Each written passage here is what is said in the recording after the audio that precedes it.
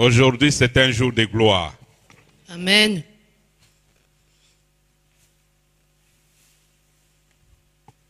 Aujourd'hui, c'est un jour de gloire pour toi. C'est un jour de gloire pour moi. Amen. Amen. Est-ce que vous pouvez dire aux enfants qui sont de l'autre côté de venir dans la salle? Puisque le message, il faut qu'il soit béni par la présence de Dieu et la protection divine. Je rends grâce à Dieu pour toi et moi qui servons dans cette église. Et je te suis reconnaissant que le Seigneur, dont nous sommes serviteurs, continue à te bénir et à nous bénir. Amen. Amen. Je te remercie toi aussi qui n'as pas encore commencé à servir. Je sais que Dieu a un plan merveilleux pour toi et pour moi. Nous allons partager la parole de Dieu ce matin.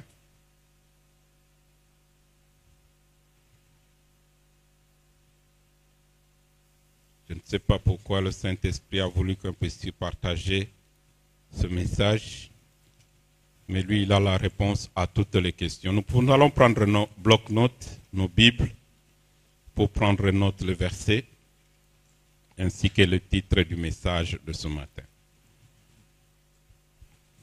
Nous allons lire dans deuxième livre du roi, au chapitre 6.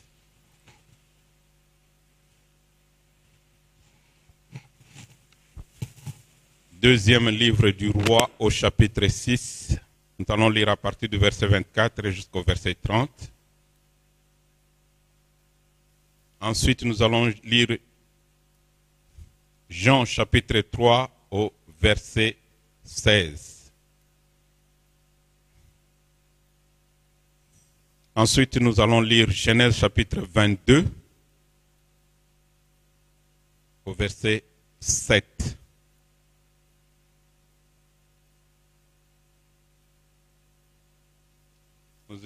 Nous y sommes. Je disais 2 Rois chapitre 6 verset 24 à 30. Jean chapitre 3 verset 16 et Genèse 22 au verset 7. Nous allons nous lever dans la présence de Dieu pour suivre la lecture. Et soyons des bons lecteurs de la Bible et écrire ce qu'on est en train de dire pour vérifier les Écritures et approfondir encore la connaissance à la maison. 2 Rois au chapitre 6. Je lis à partir du verset 24. Tout le monde est debout, s'il vous plaît. Les enfants aussi, mettez-vous debout. Merci. Je lis au nom de Jésus. Après cela, Ben-Hadad, roi de Syrie, ayant rassemblé toute son armée, monta et assiégea Samarie. Il eut une grande famine dans la Samarie. Et ils la serrèrent tellement qu'une tête d'âne valait 80 cycles d'argent. Et le quart d'un câble de flinte de pigeon, 5 cycles d'argent. Et comme le roi passait sur la muraille, une femme lui cria, « Sauve-moi, ô roi, mon Seigneur. » Il répondit, « Si l'Éternel ne te sauve pas, avec quoi te sauverai-je? Avec le produit de l'air ou du pressoir? » Le roi lui dit, « Qu'as-tu, femme? » Elle répondit, « Cette femme-là m'a dit, donne ton fils, nous le mangerons aujourd'hui. Et demain, nous mangerons mon fils. » Cette femme lui dit, je reprends. Elle répondit, cette femme-là m'a dit, donne ton fils, nous le mangerons aujourd'hui. Et demain, nous mangerons mon fils. Nous avons fait cuire mon fils et nous l'avons mangé. Et le jour suivant, je lui ai dit, donne ton fils, nous le mangerons aussi. Mais elle a caché son fils. Lorsque le roi entendit ces paroles, les paroles de cette femme, il déchira ses vêtements. Et en passant sur la muraille, le peuple vit qu'il avait en dedans un sac sur son corps. Parole du Seigneur. Je vais lire Genèse chapitre 22, puisque Jean 3,16, je vais le lire par après.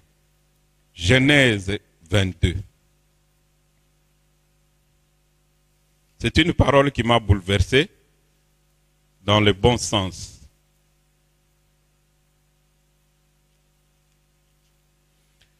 Genèse 22, verset 7. Je lis au nom de Jésus. Je commence par le verset 6 pour une bonne compréhension. Je lis au nom de Jésus. Abraham prit le bois pour l'holocauste, le chargea sur son fils Isaac, et porta dans sa main le feu et le couteau. Et ils marchèrent tous les deux ensemble. Alors Isaac, parlant à Abraham son père, lui dit, « Mon père ?» Il répondit, « Mais voici mon fils. » Isaac reprit, « Voici le feu et le bois. Mais où est l'agneau pour l'holocauste ?» Verset 8. Abraham répondit, « Mon fils, Dieu se pourvoira lui-même de l'agneau pour l'holocauste. » Ils marchèrent tous deux ensemble. Parole du Seigneur. Jean chapitre 3 au verset 16.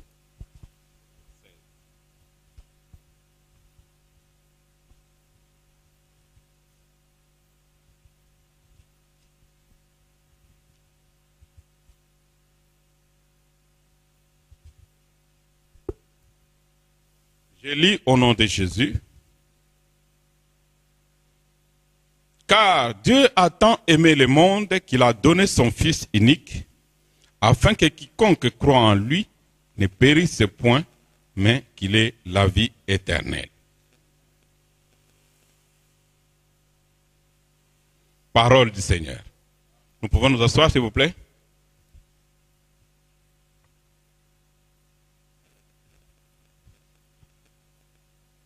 Est-ce que tout le monde a compris le texte de ce matin? 2 Rois. Si le chauffage est trop fort, vous pouvez l'éteindre, puisque maintenant il ne fait plus froid.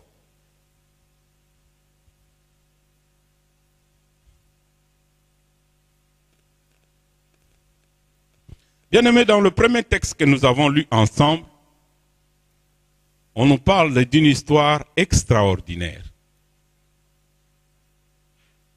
Je peux faire que toi et moi, nous puissions être vraiment attentifs à ce que le Saint-Esprit va nous parler ce matin. J'ai intitulé ce texte « Mon sang ne partira pas ». Est-ce que tu peux répéter avec moi? Mon sang ne partira pas. Pourquoi je dis mon sang? Puisqu'il y a des gens qui sont nés d'une même mère, d'un même père, qui disent que ça c'est mon sang, puisqu'ils ont été engendrés par un même père et une même mère, n'est-ce pas? Mais ton sang, ça peut être ton propre sang. Puisque le groupe sanguin de chacun est unique. Alléluia. Chacun de nous porte en lui le sang. Alors le sang qui est parti de toi pour donner naissance à un enfant, c'est aussi une partie de ton sang, n'est-ce pas? Et ton sang qui vient de quelque part de tes parents, il y a aussi une partie de son sang, n'est-ce pas? Et le parent, il y a une partie de son sang dans le grand-parent, ainsi de suite. Voilà pourquoi je dis mon sang, pour que tu commences d'abord par ton propre sang. Alors l'histoire de ces 2 femmes ici, c'est vraiment une histoire extraordinaire. C'est vrai que la famine, ce n'est pas une bonne chose. Il y avait une grande famine dans la Samarie. Pourquoi? Puisque le roi de Syrie est venu avec son armée pour siéger dans Samarie. Et comme il siégeait dans Samarie, toutes les productions étaient saisies. Ils ont siégé pour qu'il y ait la souffrance. Et les gens étaient vraiment pires que des esclaves. Mais dans cette souffrance-là, il y avait 2 femmes, 2 copines, 2 voisines, 2 amis. Puisque pour faire une telle proposition, il faut que vous soyez en contact permanent avec quelqu'un, n'est-ce pas? Fais attention avec les personnes qui sont toujours en contact avec toi. Bien aimé, cette femme-là va dire à sa copine, comme il y a la famine, et je me demande pourquoi est-ce qu'ils n'ont pas mangé le chien. Je me demande pourquoi ils n'ont pas mangé les rats. Ils n'ont pas mangé les chats. Mais elle va dire à sa voisine, donne ton fils, mangeons-les. Demain, nous allons manger mon fils. Je sais que les sorciers mangent la chair humaine, mais ça, quelqu'un qui vient solliciter, il est pire qu'un sorcier. Est-ce que vous comprenez, Malouaoyo? Alors je veux vraiment que tu puisses ouvrir ton esprit pour comprendre vraiment ce message. Je n'ai pas dormi toute la nuit. Bien aimé, une femme qui vient demander à une autre femme, donne ton fils, nous allons le manger. Aujourd'hui. Elle ne dit pas que moi je vais le manger, elle dit toi et moi, nous allons le manger. Demain, nous mangerons ton fils, non mon fils. Alors elle va accepter l'accord. Pour manger un fils, il faut d'abord le cuire, n'est-ce pas? Et pour le cuire, il faut d'abord l'égorger. Est-ce que vous comprenez? Pour le cuire, il faut d'abord le... On ne cuit pas, même un poulet, on le coupe d'abord la tête avant de mettre dans la casserole. Alléluia. Et pour égorger un enfant qui est vivant, qui a l'esprit de Dieu, donc toi, tu n'as pas l'esprit de Dieu. Un jour, je parlais avec notre frère Axel et frère Dieudonné. Il m'a dit, on voulait égorger une chèvre. Nous avons eu peur, nous avons abandonné la chèvre. Pour une chèvre, hein, ils ont eu peur. Puisque la chèvre, la façon dont elle regardait, alors Dieu a eu peur. Il a laissé la chèvre, il dit non, oh,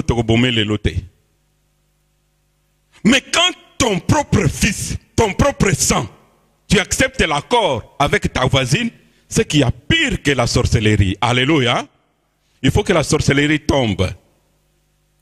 Bien aimé, cette femme-là accepte cet accord-là. Et on cuit le fils. Son propre fils, on le cuit. Je suis sûr qu'on l'a cuit dans sa propre maison. Pourquoi? Puisque la femme voulait lui rendre elle-même responsable du sang de son fils. Vous allez comprendre, hein? La femme ne voulait pas partager la responsabilité, mais elle voulait lui rendre responsabilité. Vous savez, le monde du ténèbre, il cherche toujours un accord.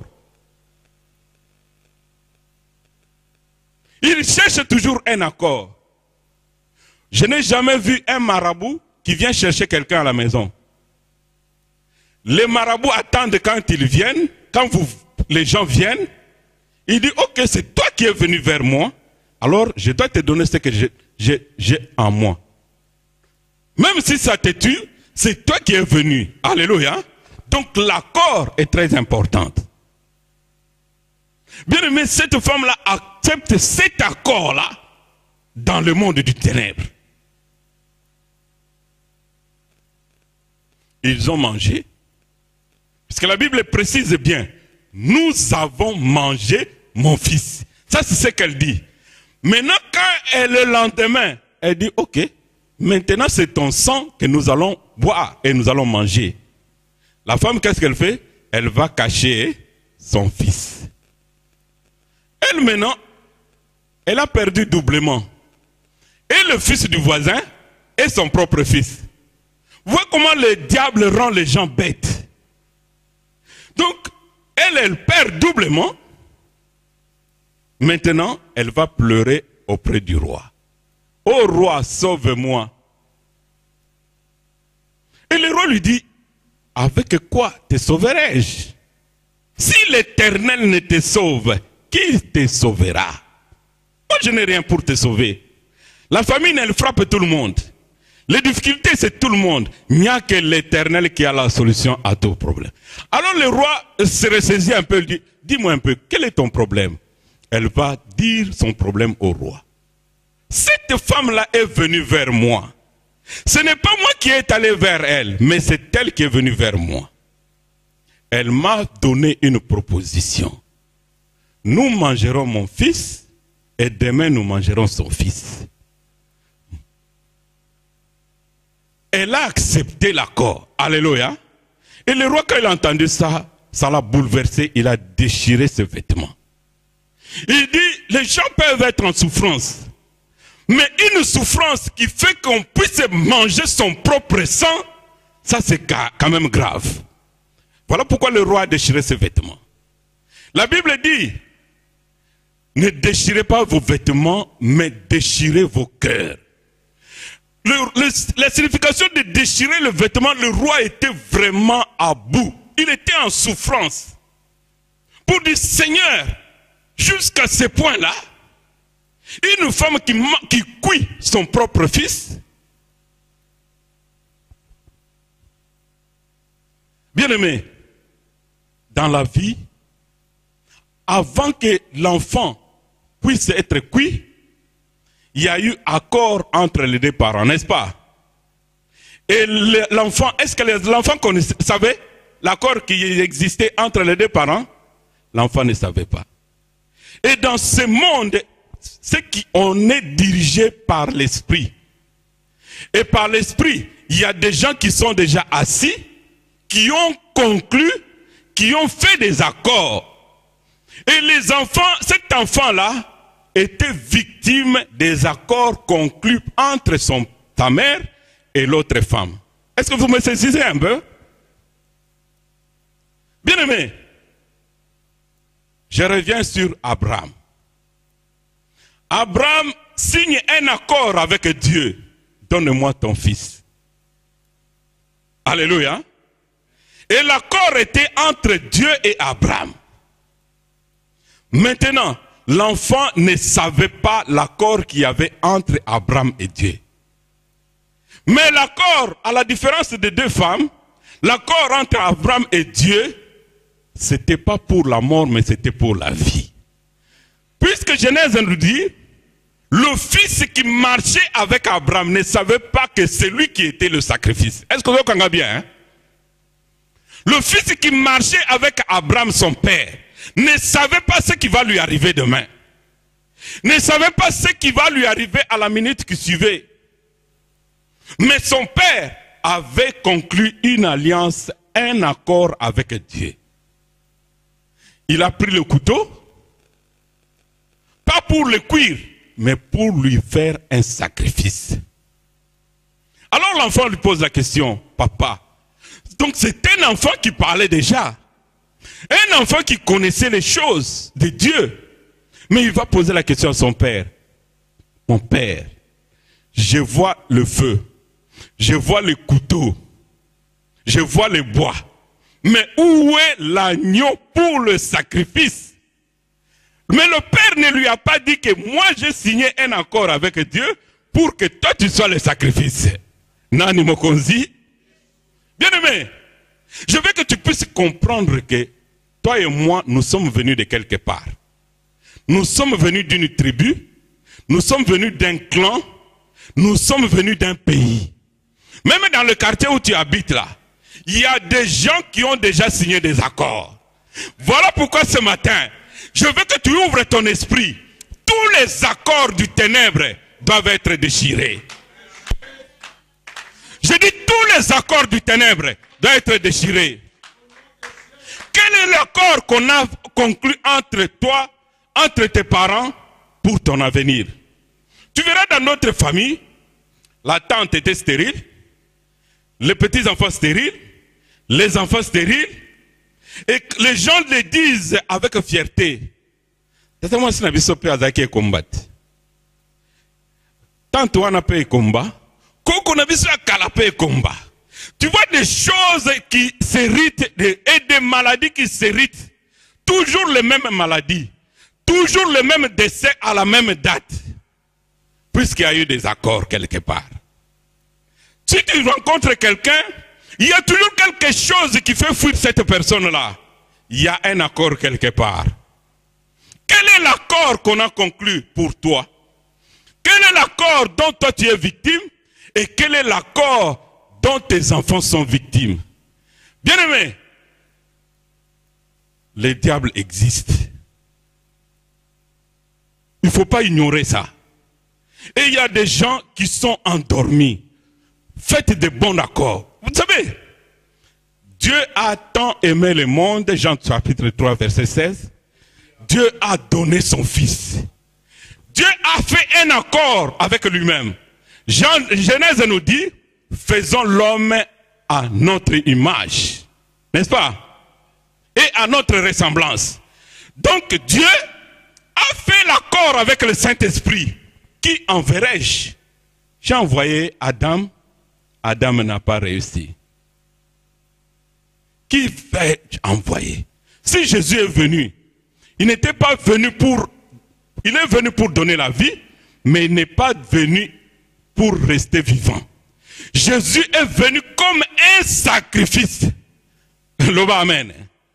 Jésus est venu comme un sacrifice. C'est son sang qui a coulé. Et son sang a coulé pour quoi? Pour toi et pour moi. Quel que soit l'accord que les autres ont signé, mais regarde plus le sang de Jésus qui a déjà été un sacrifice pour toi et pour moi. Il y a des gens qui se tapent la poitrine. Ah, famille Nabiso, famille Nabiso. Est-ce que toi tu connais les accords de ta famille? Ah, quartier Nabiso, quartier. Vous verrez dans un quartier, même si les enfants sont intelligents, il n'y a pas de diplôme dans ce quartier-là. Même si les filles sont belles, mais il n'y a pas de mariage dans ce quartier-là. Pourquoi? Puisque quelque part, les gens ont signé des accords. Bien aimé, est-ce que le gouvernement n'a pas signé des accords? Ils ont signé des accords. Hein? Que tel secteur soit fermé. Ce n'est pas fermé? Est-ce que quand ils étaient en réunion, nous étions là? Nous n'étions pas là. Mais la plupart des gens sont victimes des accords qui ont été signés quelque part. Bien-aimé, ne te trompe pas. Tu vas voir, tu as un enfant qui naît bien. À un certain moment, tu vois des signes qui ne sont pas bien. Oh. Nous voyons en Occident, vous verrez en Occident, les gens vivent bien. Mais il y a plus des enfants à problème que les enfants qui sont pauvres en Afrique ou en Chine. Vous n'avez jamais remarqué? J'étais en Amérique, je sais ce que c'est. Quand j'ai vu le nombre d'enfants qui avaient des problèmes, j'ai dit non, non, non. Ça doit être des accords du ténèbre. Et toi, parent, quand tu vois que ton propre sang, il y a des gens qui rigolent avec les choses de Dieu. Hein? Ton propre sang est en train de souffrir. Vous savez, on ne se moque pas. Le propre sang est en train de souffrir, mais tu verras quelqu'un prendre les choses de Dieu à la légère. Je vais vous dire une réalité. Vous savez, quand un enfant, encore un bébé, et il a un problème, par exemple des jambes, il n'arrive pas à bien marcher. Vous savez, plus l'enfant grandit, plus les démons aussi grandissent. Les démons qui attrapent les jambes des enfants ou bien le langage de l'enfant, ils grandissent en même temps que lui. Bien, hein? Ils grandissent en même temps que lui. Il y a un certain moment, les Africains disent, ceux qui nous étaient ces tengami, moyen pour redresser yango ezate. Mais quand le Seigneur t'ouvre les yeux, tu vois quelque chose qui ne va pas dans la vie de ton enfant, tu ne dois pas rigoler avec ça. Tu dois t'élever. réclamez le sang de cet enfant-là. Réclamez le mariage de cet enfant-là. Réclamez l'intelligence de cet enfant-là. Puisque tu ne sais pas quel est l'accord que les autres ont fait pour détruire ta génération. Il faut que les accords soient détruits. Je disais, il faut que les accords soient détruits. Ne rigole pas avec ça. Tu verras des gens, elle est une belle fille, elle a déjà 30 ans, 28 ans, elle trouve que j'ai encore tout le temps. Ne t'inquiète pas, les démons aussi grandissent. Mais le temps, la Bible dit, le jour du salut c'est aujourd'hui. Le temps de Dieu, il faut toujours le racheter. Demain ça ne sera pas, ça sera trop tard. C'est aujourd'hui que tu dois réclamer le sang de ton enfant.